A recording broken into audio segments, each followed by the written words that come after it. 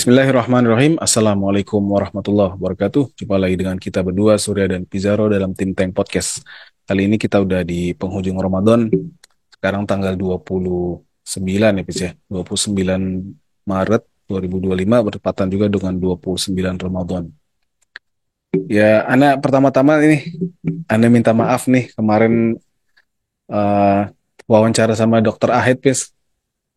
Itu Iya, sebenarnya wawancara yang cukup krusial ya, karena dia sebagai orang Gaza, tokoh Gaza, ya mungkin kita ngasih itunya ngomongnya tokoh Gaza lah ya, karena emang ya beliau emang orang Gaza, berasal dari Gaza Utara, dari kawasan Sujaiyah, nggak jauh dari Bait Lahia ya, tempat kemarin ada orang-orang Gaza yang dikabarkan berdemonstrasi menentang para pejuang ya, meminta para pejuang Hamdi untuk keluar dari Gaza karena sebagai biang kesusahan orang-orang Gaza ya. Dan dia menjelaskan tuh cukup penting. Tapi ya udah ada beberapa, kita juga sempat singgung lah pas lagi live sahur sebelumnya hari Kamis. Tapi ya emang omongan Dokter Ahid kemarin itu penting karena dia emang orang sana ya, orang asal sana asli, dan dia ngasih argumen yang sangat penting bahwa ya para pejuang ini kan mau bukan cuma Hamdi aja, tapi semua yang ikut berjuang kan bukan cuma Hamdi, ada juga dari PIJ, ada juga dari PFLP ya kan, atau bahkan dari faksinya Fatah itu sendiri kan ada juga berjuang di sana. Dan mana mungkin mereka itu rakyat Gaza menyalahkan atau mau pengen mengusir anak-anak mereka sendiri, kalau kalau udah kejelas kok para pejuang ini juga kan ikut merasakan kesusahan. Susahnya bahkan bisa jadi kadang-kadang lebih karena dia selain dia harus menghadapi kesulitan makanan ya kan, dan dia kan juga harus berjuang juga, berperang juga. Tapi ya qadarullah kayak gitu, eh eh, hasil rekamannya, audionya, lu dengerin nggak bis? dengar, dengar. Iya, nggak ada yang ngawasin, nggak ada yang ngawasin. Mungkin ada settingan mic-nya atau settingan kabel dari mixer ke PC itu yang nggak semestinya jadi begitu dah. Afwan. Insya Allah ntar habis Ramadan kita bisa bawa lagi Dokter Ahed, mungkin aneh bertiga sama Pizarro ya. Kita bikin rap mood, tapi ya pasti temanya beda lah, ada bedanya dikit lah.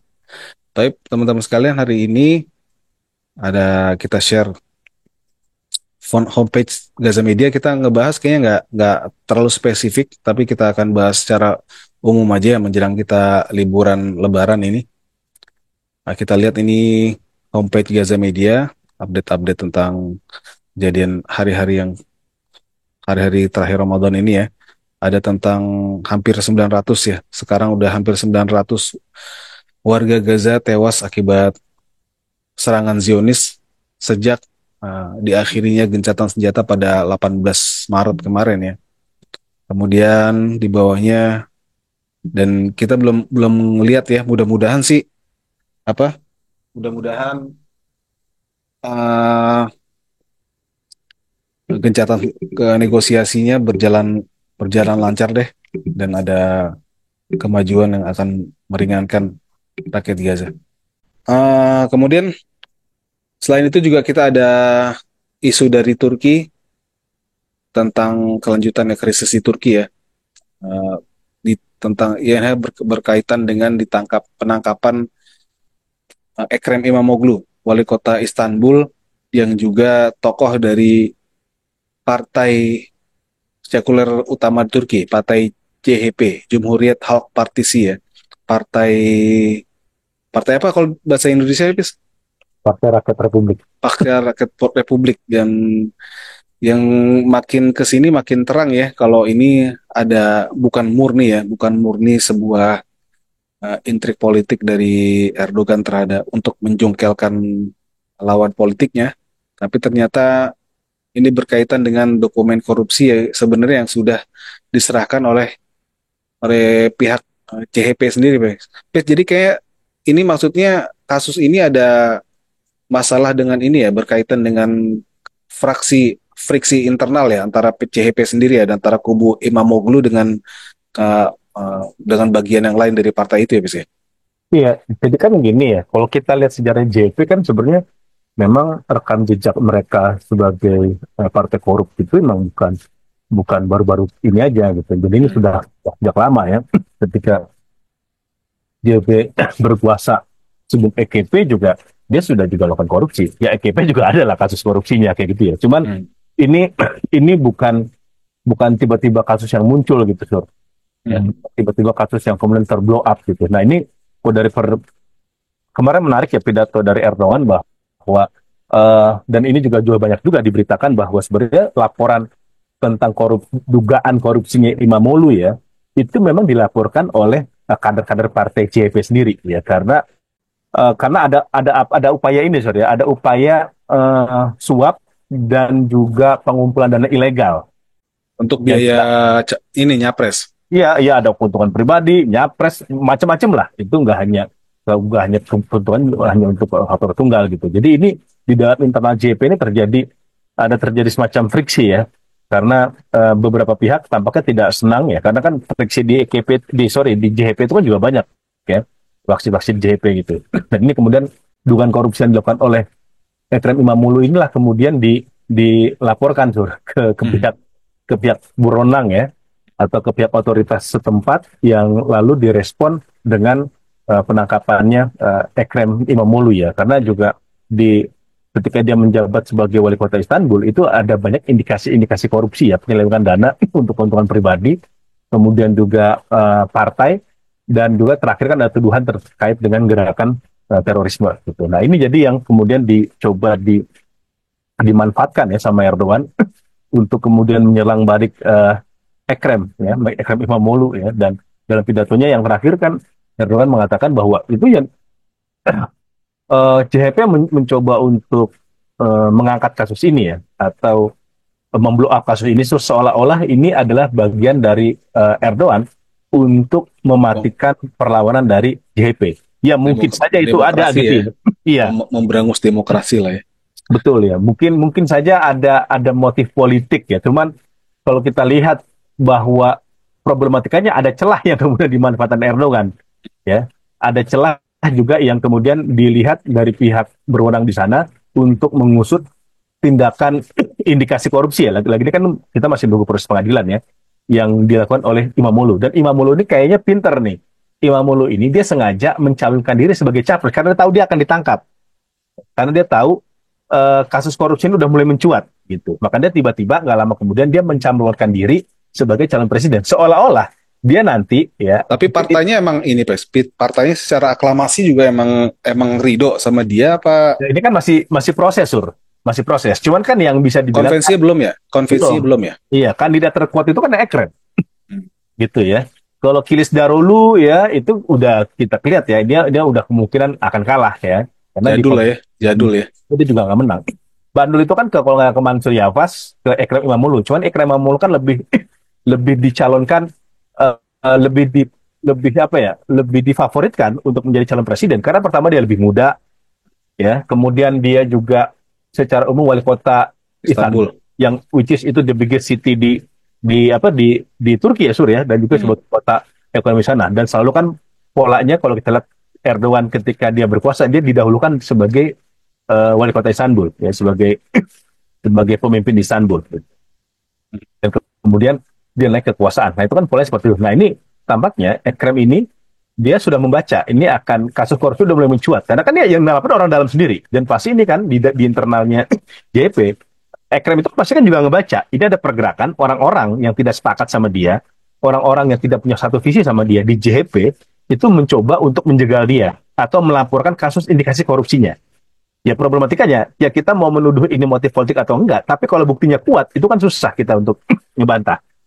Ya, dan justru sekarang-sekarang ini beberapa publik udah mulai menyadari oh ternyata memang kasus korupsi di JHP dan juga indikasi korupsi dilakukan oleh Ekrem Imamoglu itu memang benar adanya. Ya, kasus-kasus upaya untuk meraih dana-dana tertentu ya melalui tindakan korupsi untuk memperkuat ya mungkin untuk memperkuat basis pemilihan dia sebagai calon presiden JP ataupun nanti pasca itu dia sebagai calon presiden Turki dalam pertarungan di 2028 gitu. Jadi kalau dulu anggapan bahwa Ekrem Imamoglu itu ditangkap karena dia mendeklarasikan diri 3 tahun, sebelum pemilu Turki. Ini bisa jadi ini polanya justru sebaliknya. Ekrem İmamoğlu dia mendeklarasikan diri, ya kemudian dia mentasbihkan diri sebagai calon presiden justru untuk menutupi kasus korupsinya dan justru dia untuk mendapatkan dia punya bargaining opini gitu ke publik bahwa dia ditangkap, dia diadili dan dia diseret melakukan korupsi. Ini adalah bagian dari uh, motif politik yang dilakukan oleh Erdogan. Nah kita akan lihat saja terpolanya akan kemana. Ya, polanya akankah ini memang menjadi eh, besar dan kemudian beliau benar-benar diputuskan bersalah atau seperti apa? Karena juga ada dalam beberapa kasus, ya, misalkan Turki itu membebaskan orang-orang yang tadinya dituduh veto, tapi setelah di pengadilan buktinya kurang, itu dibebaskan. Ya, veto ini Fethullah Gulen Terrorist Organization ya. Ini bahasa istilah dari pemerintah Turki untuk menuduh pihak-pihak yang terlibat jaringan Gulen yang melakukan kudeta pada tahun 2016. Yes. Nah, itu ada beberapa kasus di mana orang-orang yang tadinya dituduh veto akhirnya dibebaskan karena memang tidak memiliki bukti yang kuat. Nah, ini apakah akan sama polanya di kasusnya Ekrem İmamoğlu? Kita akan melihat. Ya. Hmm. Apakah dia akan bebas dari tuduhan? Ya, ataukah memang tuduhan itu memang terbukti dan dia akhirnya di penjara dengan kasus kasus korupsi, Sur. Dan otomatis kalau itu terjadi, Sur, ini dia tidak akan bisa maju nih di 2028 dan ganti Mansur Yavaş, ya, wali kota Ankara. Nah, itu yang ini ya, yang jadi saingan utamanya Imamoglu untuk jadi presiden Iya, ya, Mansur Yavaş itu ya, Mansur dari Yavaş JHP ini. juga ya. Dan Mansur Yavaş ini juga jangan lupa, dia berhasil memenangkan pemilihan wali kota Ankara yang tadinya dikuasai oleh EKP. Itu dua periode juga tuh ya, Iya, iya 2 periode ya. 2 periode juga setahu Dan gue tuh. dia juga bisa menjadi penantang yang serius bagi kepada Erdogan. Hmm. Kalau memang ini dia lancar, mulus nggak kena kasus korupsi kayak İmamoğlu, dia akan menjadi penantang Erdogan tahun 2028 dan bukan tidak mungkin ini menjadi set kembali reboundnya JHP kekuasaan. Ya karena kalau kita Hmm. lihat kan polanya sekarang ke ke pemilih apa elektabilitas JHP makin lama EKP makin lama makin turun. Begitu juga Erdogan. Tetapi selalu kalau kita lihat Erdogan ini dia walaupun sebelum diprediksikan kalah tetap bisa menang. Iya, iya. 2023 kan dia diprediksikan kalah nih, ternyata dia menang. Dia, dulu kan sebelum terjadinya pemilu ada gempa tuh. Nah, banyak yang Hmm. mengatakan basis-basis wilayah Turki Selatan yang terkena gempa yang dianggap tidak puas sama kinerja pemerintah menangani gempa, itu akan melepaskan dukungan kepada Erdogan. Tapi sebaliknya, di basis-basis wilayah yang terkena gempa itu justru Erdogan bisa mengamankan suaranya di situ dan itu juga menjadi salah satu faktor dia bisa memenangkan pemilu pada pemilihan Turki pada tahun 2023 gitu. Jadi memang kita kadang nggak bisa kita tebak. Dan popularitas Erdogan sebenarnya masih tinggi juga ya, Iya, terutama di mungkin di ini ya, di pelosok ya, bukan di kota-kota besar kali ya. benar di wilayah-wilayah pedesaan lah ya kalau di kita ya. Pedesa. Di wilayah-wilayah pedesaannya Turki yang memang masih memegang kultur tradisional, termasuk kultur tradisionalnya keislamannya Turki, Sur ya. Hmm. Turki yang masih agak mereka dibayangi kekhawatiran naiknya kembali sekularisme di Turki. Termasuk juga wilayah-wilayah perkotaan yang basis, yang mungkin dia masih kritis sama Erdogan, tapi juga tidak ingin sekular itu berkuasa. Sur. Karena jilbab bisa kemungkinan kembali dilarang, ya kemudian simbol-simbol keagamaan Islam yang tadinya itu sudah dibebaskan sama Erdogan itu kembali di-ban Iya, oleh iya. oleh JHP dan juga masalah ini masalah keamanan dan ekonomi dan kita harus tahu JHP ketika berkuasa itu ekonomi Turki itu juga hancur. Ya, teruk tuh dan apa utang Turki kepada IMF itu sangat besar sekali dan kemudian kan berhasil diselesaikan oleh EKP oleh Iya. Erdogan ya ketika dia berkuasa ya. Jadi ini juga ada kekhawatiran, Zur. Walaupun memang di Turki yang tidak suka sama Erdogan itu cukup banyak ya, tetapi juga mereka juga tidak punya pilihan tetap memilih Erdogan kemarin karena mereka juga tidak ingin sekularisme nggak itu. nggak bisa Jadi sepenuhnya percaya sama CHP ya, iya, partai jadi sekuler itu ya. kalau ditimbang baik dan buruknya lah Sur ya, ditimbang mudorotnya, ini mereka masih menilai bahwa Erdogan masih masih bisa dipilih lah dengan segala kelebihan dan kelemahannya, apalagi dengan kasus konflik yang di Turki itu dikelilingi banyak konflik ya di wilayah Timur Tengah. Siap. Lah, dan itu juga walaupun tadi kan si Imamoglu juga tersandung kasus lain seperti ini ya, terutama mengenai ijazah ijazah universitas dia ya, yang yang ternyata bukti-buktinya itu juga dilaporin sama partainya dia sendiri ya, dan walaupun begitu ya udah indikasi, dan apalagi setelah Erdogan mengatakan bahwa bukti-bukti yang dipakai sama polisi dan jaksa untuk memproses Imamoglu berasal dari partainya sendiri. Tapi Hmm. kayaknya media-media barat, media-media asing ya, karena ngelihat kayak DW, Deutsche Welle dari Jerman, France 24 dari Prancis, BBC, itu kayaknya masih benar-benar menggoreng ini, isu ini ya, kalau ini sebagai upaya Erdogan untuk menjadi Iya. sultan lah ya, sultan yang absolut. Iya. Ini juga menarik nih, Sur. Di internal JP ya, kayak Mansur Yafas misalkan ya, dia walaupun mendukung Imamoglu dan menolak adanya upaya yang dianggap kriminalisasi, tapi Yafas ini juga berhati-hati, Sur, kalau komentar. Hmm. Ya bisa, misalkan dia komen ya ketika kasus Imamoglu mencuat, dia bilang siapapun bisa dituntut, gitu, kata dia ya. Terbuka siapapun yang bisa dituntut, ya karena mungkin dia juga memahami bahwa Imamoglu ini bukan suci-suci amat, gitu. Jadi dia Iya, juga iya. paham lah kondisi internal partainya yang memang punya beberapa kasus korup ya. Makanya dia pun juga ngomongnya nggak berani vulgar tuh. Ya, dia mengatakan siapapun ya bisa dituntut kalau itu bersalah ya. Ini kan membuktikan bahwa ini sebenarnya juga ada friksi di internalnya JHP Kalau ya. ini pis, kalau yang kabar kata kalau Erdogan ini berusaha untuk mengakuisisi partai CHP itu gimana, Bis? Jadi kayak Kita, model ya, ini, kayak iya, zamannya Muldoko pengen ngambil itu Demokrat ya, ya. Demokrat Iya. ya. Kita belum tahu ya karena sejauh mana ya keseriusan eh, Erdogan untuk melakukan itu. Karena sebenarnya sih kalau memang Imam Molu sendiri terbukti bersalah, itu buat apa JP diambil gitu ya? Hmm. Itu pun sudah meruntuhkan moralnya JP. Hmm. Kalau memang bukti keterlibatan korupsi itu kuat dan memang valid di persidangan, di investigasi ya, itu tanpa perlu diambil alih sih itu udah menurunkan kredibilitas JP sendiri ya. Walaupun memang JP masih bisa ada satu kartu truf lagi Mansur Yafas yang bisa dimajukan gitu sebagai calon presiden dan juga bukan tidak mungkin itu dia bisa juga melawan elektabilitasnya Erdogan. Erdogan gitu ya. Tetapi itu tadi ya kita belum melihat ya sejauh mana memang adanya upaya-upaya serius untuk mengambil alih JP oleh pemerintah gitu ya. Karena sampai sekarang ini fokusnya ini masih kepada penyelidikan ya dan demonstrasi-demonstrasi besar yang terjadi di Turki gitu. Oke. Selain ini dari Turki ya, terus kita bergerak kemana nih, Bis? Ke Suriah, Bis. Suriah ya, Suriah. Suriah, Suriah. Syekh Usama Arifai ditunjuk sebagai mufti baru Suriah. Gua ini dulu share dulu.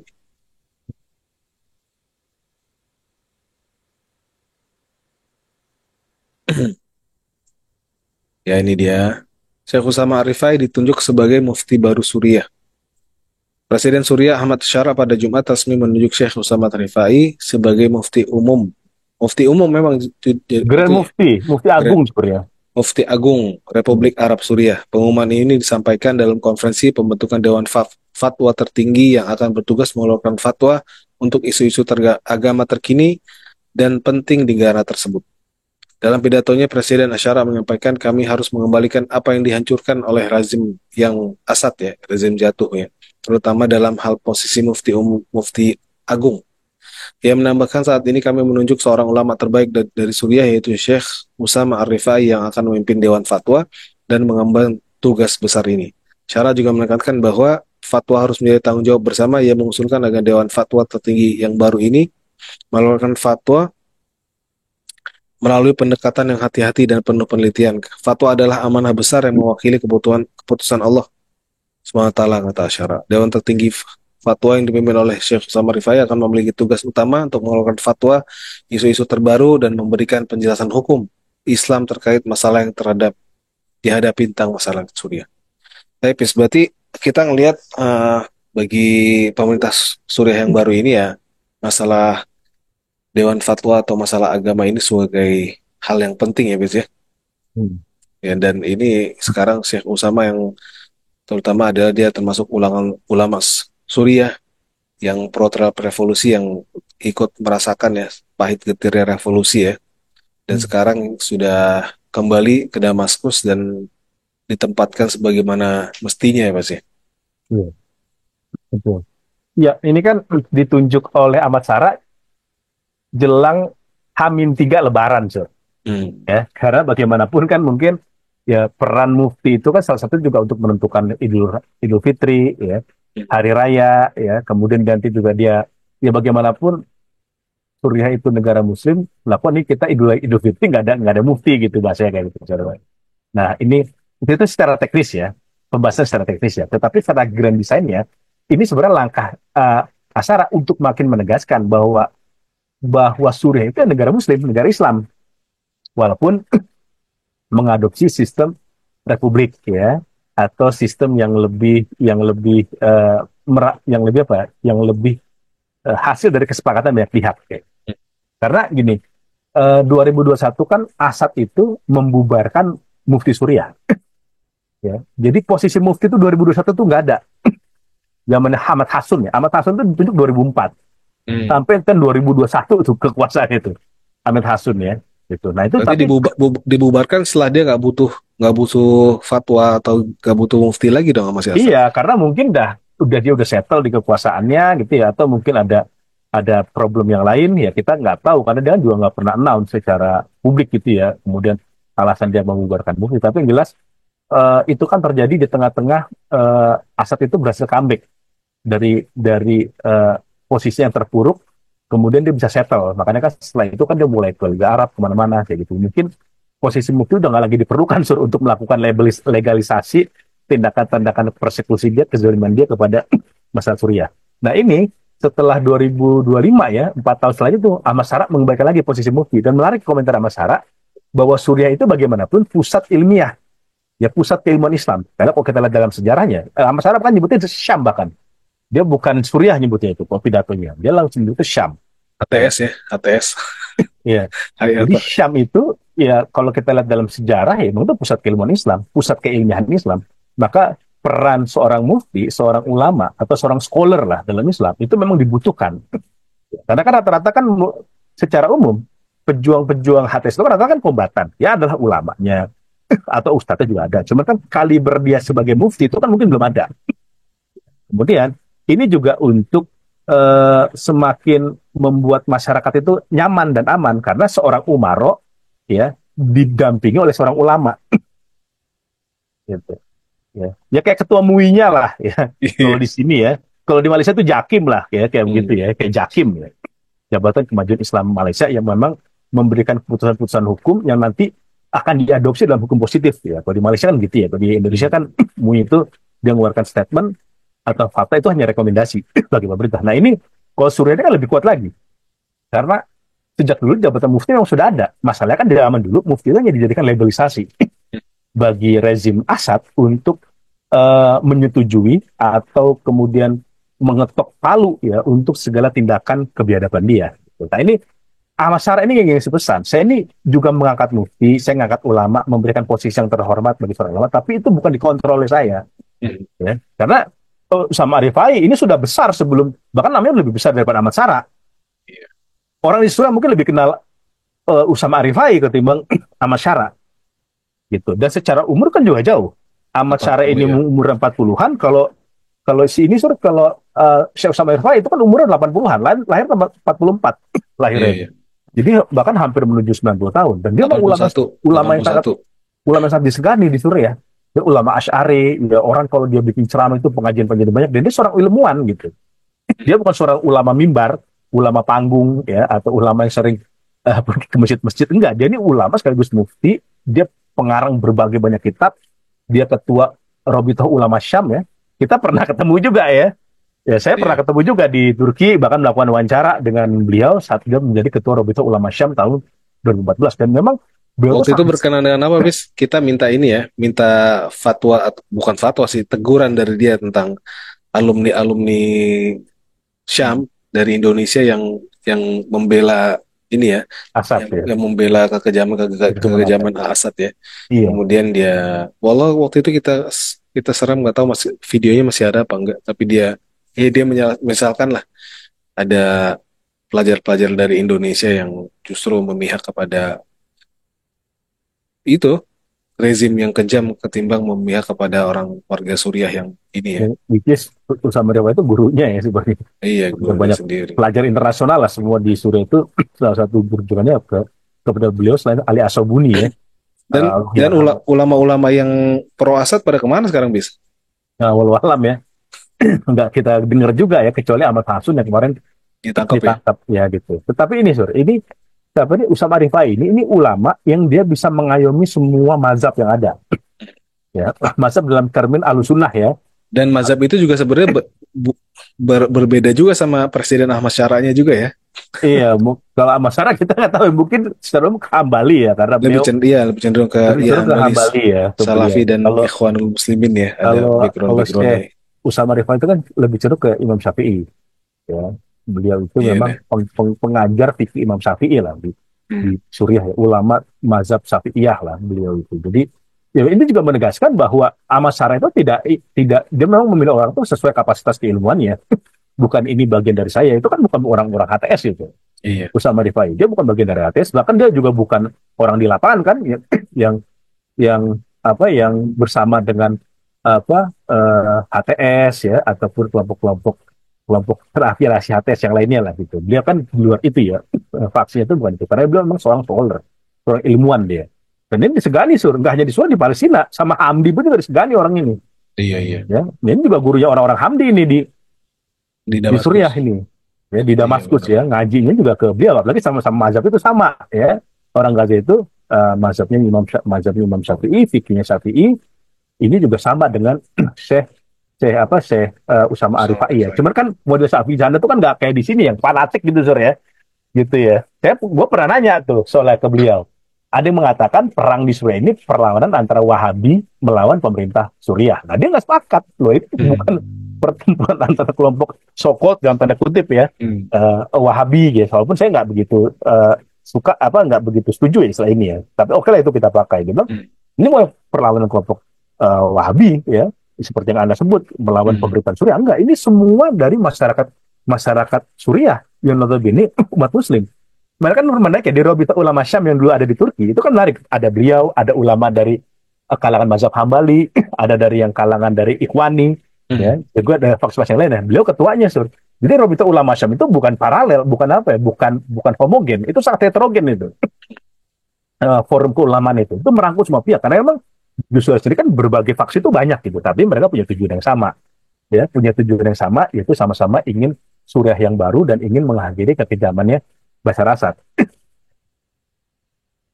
Yoi. Terus apa lagi, Des?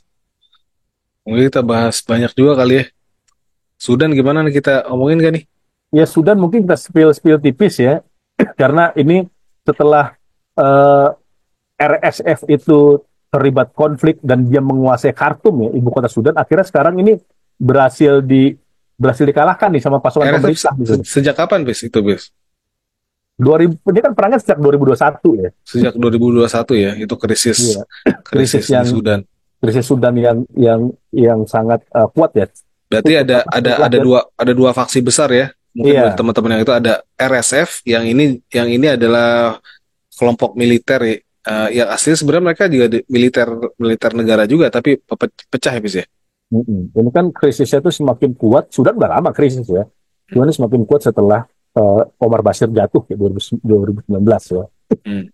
Gitu. Dan kemudian petanya RSF ini didukung Uni Emirat Arab Iya, iya. ya gitu. Sedangkan SAF ini pasukan pemerintahan resminya Sudan Suriah. itu lebih dekat ke Turki Iya, iya, iya. gitu. Makanya kan menarik kemarin Sudan itu menuntut menuntut menyeret Uni Emirat Arab itu kan ke pengadilan Mahkamah Internasional so, atas tuduhan genosida. Iya, iya.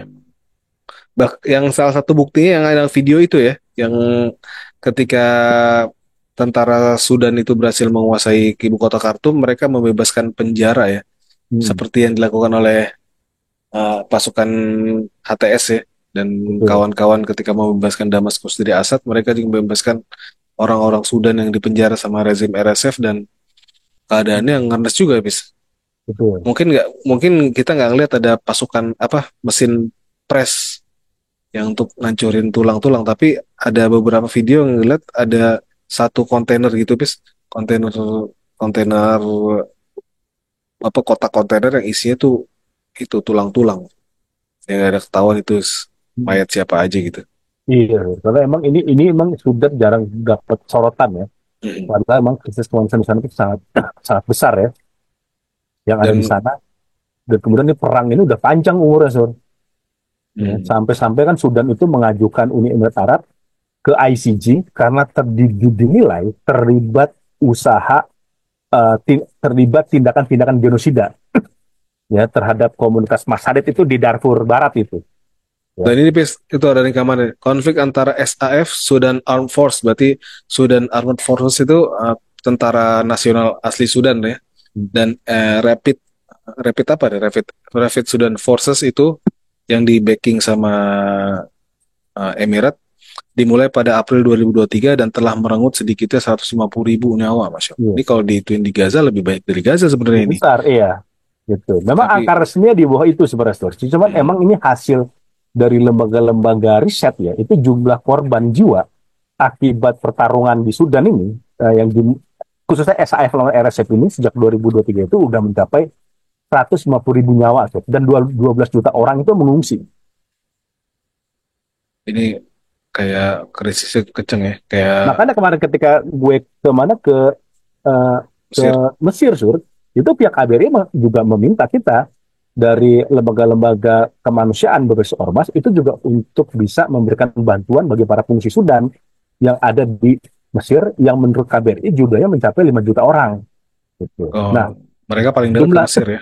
jumlah penduduk Sudan kan 50 juta ya. Hmm. Kalau yang ngungsi 12 saja itu kan bisa dibilang eh, seperempatnya loh Sur ya. Itu besar, jumlah yang sangat besar itu. Berarti ini lagi-lagi ya pertarungan antara dua kekuatan luar ya di Sudan ya. Betul. Kalau kalau di sini adalah Turki sama Uni Emirat ya.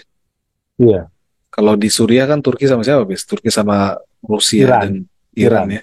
Tapi Betul. di sini adalah Turki dengan Emirates yang Iya, nggak kaleng-kaleng juga ini bantuannya, betul. bisa Betul. membuat krisis yang sangat besar sampai 150 juta. Mm-mm.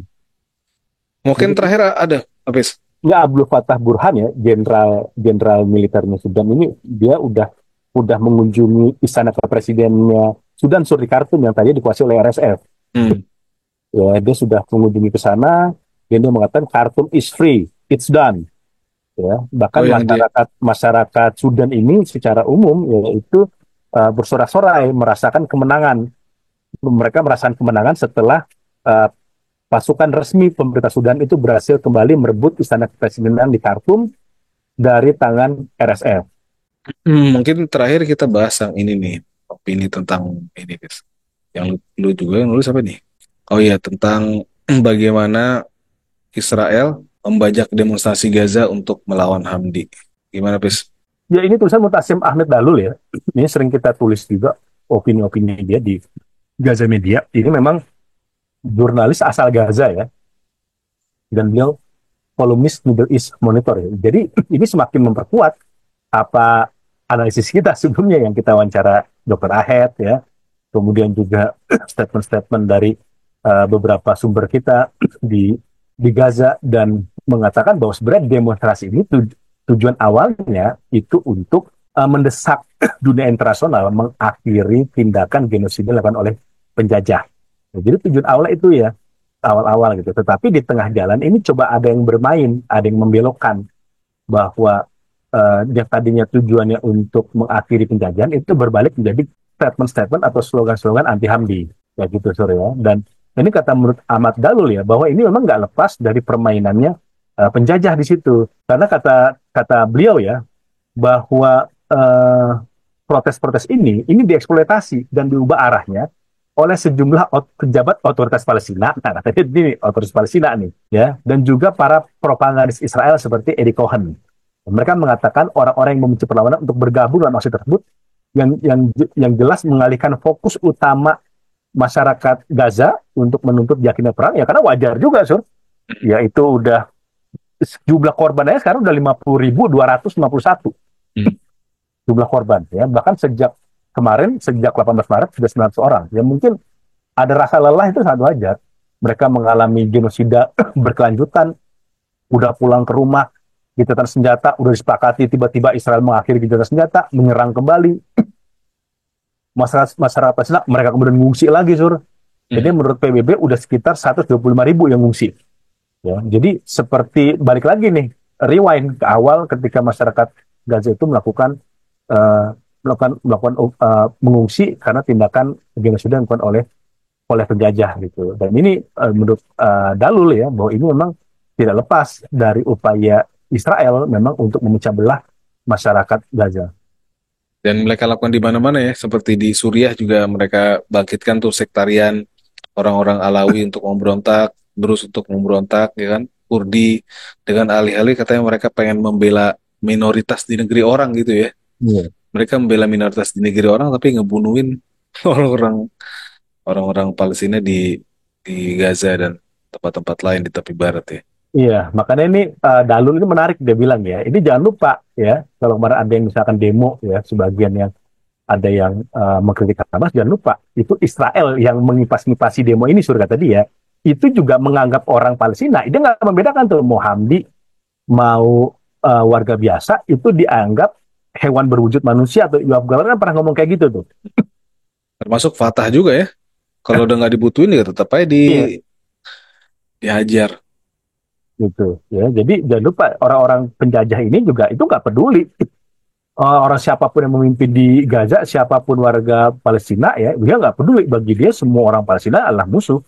Bagi penjajah ini sedang momentum aja nih dikipasin sama penjajah untuk mengadu domba ya seperti disebut oleh Dokter Ahed ya, masyarakat Gaza dengan Hamdi gitu. Dan gue lihat sih statement dari Hamdi itu elegan juga. Dia bilang siapapun berhak melakukan demonstrasi gitu di wilayah Gaza gitu ya. Ini untuk menunjukkan bahwa sebenarnya ya Hamdi itu demokratis saja kalau mau ada yang demonstrasi, protes dan lain sebagainya gitu ya. Toh kita lihat yang melakukan demonstrasi ini pun juga bukan mayoritas gitu. Nggak Iya. seluruh warga gitu. Ya ada beberapa ada ratusan memang tapi tidak seluruh warga Gaza melakukan tindakan demonstrasi. Gitu. Paling segitu dulu kali ya update kita ya. Ini kita jadiin ya satu video aja lah ya. Iya. Lengkap ya kita bahas beberapa tema dalam satu video. Sekaligus juga apa nih kita pamitan. Lu udah di kampung ya bis? Ya, ini udah mudik nih. Udah mudik ya? Iya. Ke, Pak, coba kita minta mau ngasih ini kabar sama para viewers kali ntar hari hari H, hari Lebaran dan hari keduanya kita mau dulu sebentar nih. Tapi kalau emang ada breaking yang benar-benar penting, insya Allah kita bikin bikin konten lah. Tapi tetap untuk di gazamedia.net tetap bisa kita update walaupun nggak terlalu banyak ya. Beberapa artikel tetap akan kita posting setiap hari di gazamedia.net. Tapi untuk tim Tank Podcast ataupun Bedah Gaza Media di channel MHG, channel Muhammad Hussein Gaza mungkin akan kita mulai lagi ntar pada mulai hari ketiga lah, hari ketiga Syawal, Insya Allah. Oke demikian, Anda bisa undur diri. Gak lupa kita ucapkan ya selamat Idul Fitri buat teman-teman semua. Minal aidin wal faizin. Mohon maaf lahir dan batin. Taqabbalallah minna wa minkum. Ya Pis ya. Mohon, Ya, mohon, mohon, mohon maaf deh kalau ada salah-salah kata ya. Apalagi kemarin tuh yang audionya ya. Duh, sayang banget dah. Insya Allah kita makin banyak. Nah, timnya kita sekarang masih sangat-sangat terbatas banget. Jadi kalau ini ya pulang kemarin, operatornya pulang kampung, ya udah. Paling ngerjainnya begini lagi kayak awal-awal dulu tentang podcast. Oke lah, minta doanya terus ya teman-teman buat kita tetap istiqomah dan tetap maju lah. Insya Allah kita bisa dimudahkan Allah dan bisa membuat konten-konten yang penting buat umat Islam, khususnya di Indonesia dan kawasan. Demikian, Assalamualaikum warahmatullahi wabarakatuh. Waalaikumsalam warahmatullahi wabarakatuh.